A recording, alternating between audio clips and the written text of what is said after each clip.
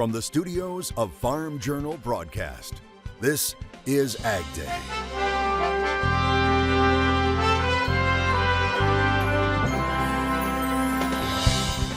A sweet summer fruit will soon move from the farm to your table. The yields thus far have been good. We head to blueberry harvest in Georgia. California sweeping Proposition 12 is delayed. An update on when it will go into effect and how that could impact the pork industry. As drought continues to engulf part of the country. Overall percent that's rated good to excellent is really starting to dip fairly low historically. We update the latest drought, topsoil, and crop ratings right now on AgDay. Good morning, I'm Clinton Griffiths. Just as drought conditions continue to expand across the country, so has the number of crops trying to survive that drought. The latest drought monitor now showing more than a quarter of the country is battling dryness. Here's a look at the latest map. Just over 27% of the country is now in some sort of drought. That's up another 2% over last week. And you can see on the map where the concern is growing. The Midwest, where much of the region hasn't seen any rain in days, and that means more crops are in drought. USDA now says 64% of the nation's corn crop is in an area experiencing drought, and drought is impacting 57% of the soybean crop. The lack of moisture also showing up in the root zone moisture map. Nationally, 47% of topsoil moisture is rated short to very short. That's up 1% from last week. Every state except for North Dakota and Ohio reporting topsoil moisture in the Midwest at least 50%, very short to short, led this week by Michigan at 89% and Illinois at 87%. The dryness also expanding in the plains and Pacific Northwest. It comes on the heels of USDA reporting a drop in crop condition ratings. Nationally, 55% of the corn crop is rated good to excellent. Lance Honig, NASCROP's branch chief, says there are only 2 years in history where condition ratings have been lower for this week, 1992 and 1988. Overall percent that's rated good to excellent is really starting to dip fairly low historically for what we would see this time of year. Now, certainly that's not saying, that we've got a major problem out there. There's still a lot of time left, right? But I think it's something that we definitely want to keep in context and recognize that, hey, relatively speaking, if you look back to, history, and we've got data back to the mid 80s on this, we're only seeing 1, 2, 3 years in many cases where ratings were either lower than this or where we saw greater drops in a week such as this over that time span. Now, it's not drought, but too much moisture that's pulled the condition of the nation's cotton crop down to only 47% good to excellent. One exception is Alabama. USDA rating their cotton crop at nearly 80% good to excellent. Bill Bridgeforth grows cotton near Tanner. He says they finished planting the crop on their farm April 19th, but so far development and growth has been slow. And then the first 2 weeks of May, it turned cool, so cotton is running a little behind schedule. As a state, Alabama has 19% of the cotton crop squaring, which is just slightly behind the 5-year average of 21%. Another round of severe weather pushed through the south again on Wednesday. Here you see damage in the town of Matador, Texas. That's northeast of Lubbock. A line of storms producing tornadoes, hail, and high wind gusts. Officials in the town saying the area experienced an unprecedented tornado with 4 confirmed deaths and 9 others injured. The storm hitting just 6 days after an EF3 tornado hit Perryton in the northern Texas Panhandle. Those storms in the south coming amid record-breaking heat. Meteorologist Matt Engelbrecht joins us, and Matt, that intense heat wave is continuing. I'm meteorologist Matt Engelbrecht. So no surprise here, the drought monitor that was released Thursday morning. We continue to see that moderate to severe drought grow across the Midwest, specifically Illinois and into Indiana, a pocket or two into Michigan and Wisconsin, with that severe drought still an exceptional, if not extreme drought back into Missouri, Nebraska, and even a little bit extending back into the Dakotas, where we need some rainfall, and down here to the south as well, where we start to see the exceptional pickup as well. The overall pattern is shifting to a little bit more moisture back up towards the United States-Canadian border, but overall I'm expecting the heat to build once again in and across Texas and Oklahoma into next week. And we'll of course talk more about that here in just a little bit. Take a look at your screen. This is the wheat harvest rolling on. It says the harvest is a go in Lyon County. That's in central eastern part of Kansas. About 8% of the wheat harvest now complete in the state. I'll have more on your forecast coming up. Brazilian ranchers are searching for answers after 3,000 head of cattle died in Mato Grosso this week. Early guesses point to a cold snap. Winter started this week in Brazil and temperatures dropped into the low 40s. Local veterinarians said the cattle died from hypothermia as body temperatures dropped below normal. You can see on this map where the cases were reported. However, Reuters says others in the region aren't so sure, adding that local cattle usually are able to withstand these colder temperatures. Nutrition, availability of feed or forage, and shelter all likely have played a role, according to the report. Now, Brazil has more than 224 million head of cattle in total.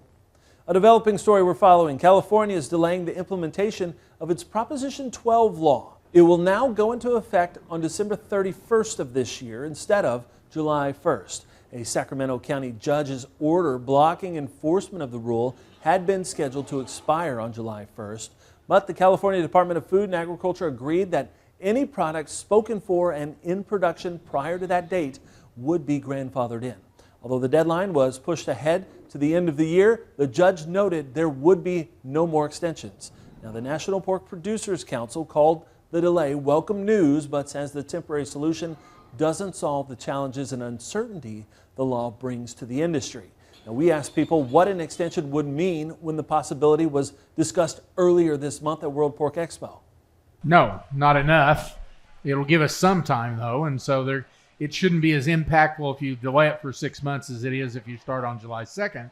But I don't think it will give us the time to get to, California accounts for about 14% of our consumption, and we probably don't have half of that ready to go into there at this point. Prop 12 requires more space for breeding pigs. MPPC says it is looking forward to working with Congress to find a permanent solution to the problem. Grain prices pulled back a bit on Thursday, but the cost of feed is a serious issue for hog farmers. Now one of the world's largest hog producers says it may force farmers to sell their grain. Smithfield Foods CEO Shane Smith telling Bloomberg U.S. hog farmers are facing a crisis. Growers are losing up to $80 per head due to less demand and rising feed costs. Now he predicts some growers may opt to sell their corn rather than use it for feed. The recent spate of dry weather is not helping matters. Smith says it's likely to take until the end of 2024 for markets to normalize. Despite the expansion of drought and dryness, grain markets pulling back a bit on Thursday. We'll have details next. And later, some good news out of Georgia about a summertime favorite, blueberries in the country.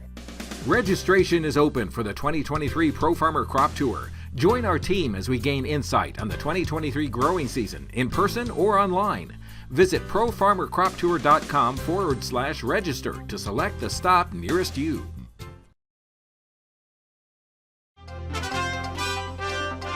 Hey, welcome back. We're joined today by Ted Seifert with Zaner Ag Hedge, taking a look at our markets and pretty good market action as far as pretty volatile numbers again on Thursday, Ted. We look at corn, we look at soybeans, big movement there. Start us with corn. What's the deal here? Yeah, absolutely. We have no lack for volatility, that is for sure, Clinton. We started under pressure in corn because coming into this morning, we had a significantly wetter forecast for the 6 to 10 day outlook.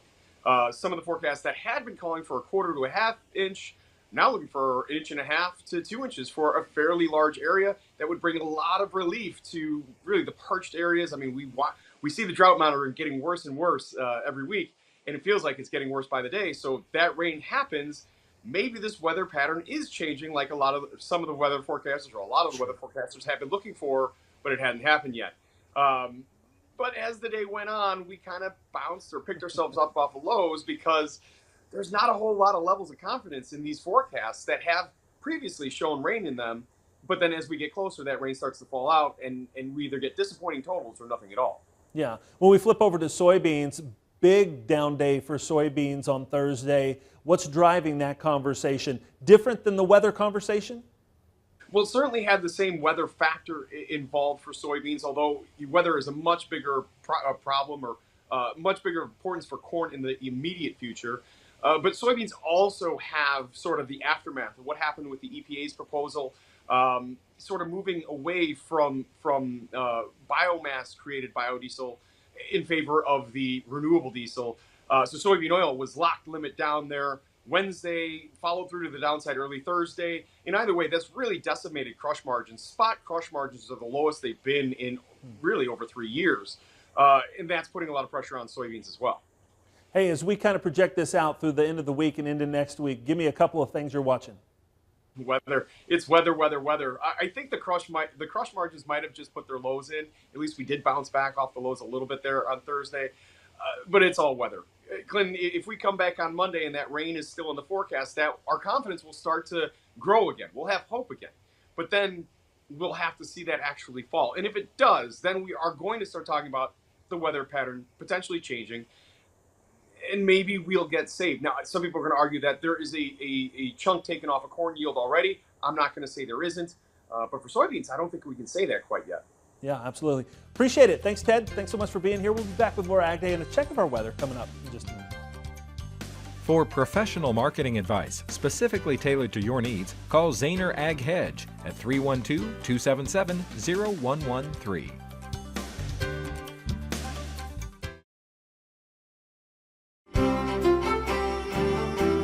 Coming up for your Friday, so I want to show the temperature map because there's two things we can pull out of it. Of course, the exceptional heat back into Texas, a triple-digit heat. San Antonio and Brownsville, 112 forecast for this afternoon. But if you can draw a line or trace a line following the orange contour back up here to the north into Wisconsin and then over into Canada, that is where the ridge of high pressure continues to sit with an upper level low continuing to turn. Now this is drifting off to the north, bringing cloud cover and rain with it. Eventually that cutoff low is going to drift more to the northeast, and a ridge is going to start to build in behind it. I don't think we're completely done with the extreme heat, triple-digit heat, anytime soon. The temperature outlook between June 27th and July 1st continues to paint a very confident picture for the second half of next week to be extremely hot. And that also includes back up here into North Dakota and Minnesota. Where we're seeing the possibly cooler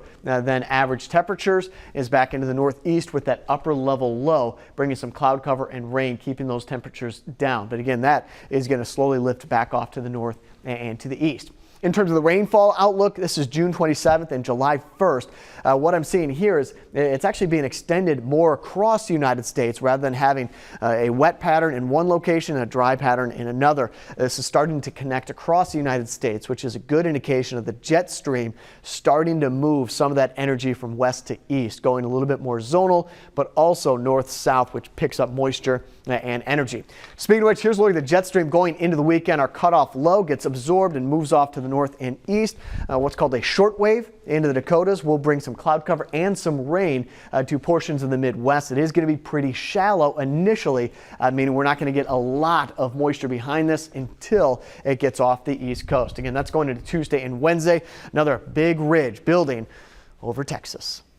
Let's on over to Portland, Maine. No, Portland, Oregon. Nah, it's going to be Portland, Indiana. I got some morning showers, high around 77 degrees, low of 60. And Paris, France. No, Paris, Illinois, partly cloudy, high around 84.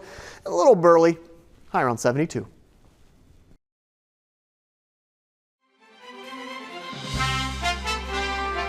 When shopping, we always look for the nutritional information on the back of a product, but that could soon be changing. The FDA is developing new nutrition labels that it says would go on the front of packaged foods. Now, it's hoped the information would be more clear and easily understood so consumers can make healthier choices and avoid diet-related chronic diseases. The FDA also believes the new labeling will encourage the food industry to develop healthier products that Americans will want to buy. The agency is pushing to have these new front label regulations out by December, and these labels would be in addition to existing nutrition facts already found on the back of packaged foods. A new effort in Congress to stop China and other countries from buying U.S. farmland. Senators Joni Ernst and Debbie Stabenow introducing the Foreign Agricultural Restrictions to Maintain Local Agriculture and National Defense, or Farmland Act. The act would develop a publicly available database of ag land owned by foreign persons and prohibit them from participating in Farm Service Agency programs. As we have reported, foreign entities own close to 41 million acres of U.S. ag land, or just over 3% of privately owned land. More than half of that land is forest. Canada owns 1/3 of foreign-owned land. One Florida county is fighting an invasive creature, giant African land snails. The Florida Department of Agriculture and Consumer Services says Broward County has established a quarantine and treatment area to deal with them. The snails can eat their way through stucco, plastic recycling bins, signs, and more than 500 species of plants, including most varieties of beans, peas, cucumbers, and melons. Officials say not only are the snails one of the most damaging type in the world, they also pose a health risk to humans by carrying a parasite called rat lungworm, known to cause meningitis. Well, no doubt we're getting into pie season. And if you love blueberry pie, you'll want to hear the latest from Georgia on how that state's harvest is going of the summertime staple in the country.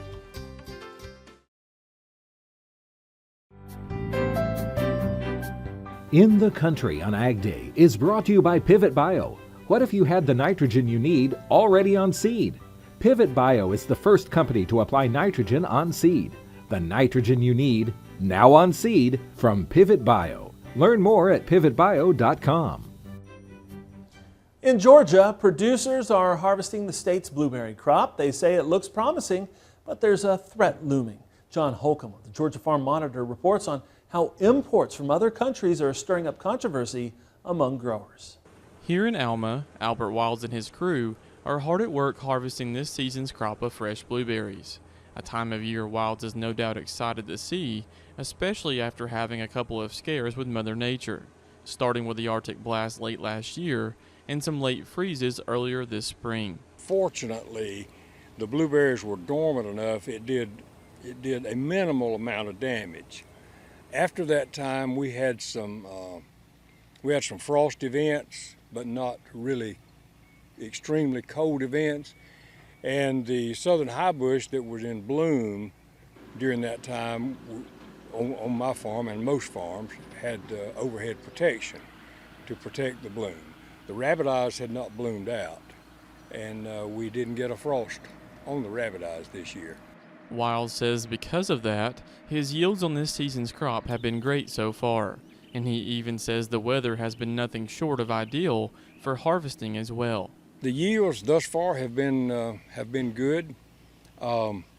We have run into, in these rabbit eye, we've run into some packing issues, but fortunately they're doing okay. We haven't had any big rain events. That's what will really hurt you sometimes at this stage of the game, is you get a low down in the Gulf and you get about 4 days of rain and the berries will split. We haven't had that, so the softs that we've had, we've been able to kind of work through them, and everything's been pretty good. One thing Wilds believes isn't good, however, are berries being imported from other countries like Mexico and Peru that are undermining growers here in Georgia and across the U.S. To me, that's one of the biggest challenges that we're facing now is the imports. And unfortunately, those imports are being brought in by American companies. But we are facing that problem with Mexico and Peru. As they've changed their varieties, they've moved to different elevations, and they can basically put them here anytime they want to. However, according to Wilds, demand has been strong this season, as he says Florida growers are still reeling after Hurricane Ian last fall, and other areas are either behind or didn't have their typical yields. Demand for blueberries has been strong. The market has been stronger than we expected. Part of it is from demand. Part of it, unfortunately for our fellow growers in Florida, they were hurt by the hurricane last fall and their yields were off. and I guess we took advantage of their misfortune. I'm sorry for them. But also what we have heard is that perhaps California was a little bit late. Mexico didn't come in quite at the time they were expected to, and perhaps not quite the volume that was expected. Reporting in Alma for the Farm Monitor, I'm John Holcomb. Our thanks to the Georgia Farm Monitor and John Holcomb for sharing that story. That's all the time we have this morning. From all of us here at AgDay, I'm Clinton Griffiths. Have a great day.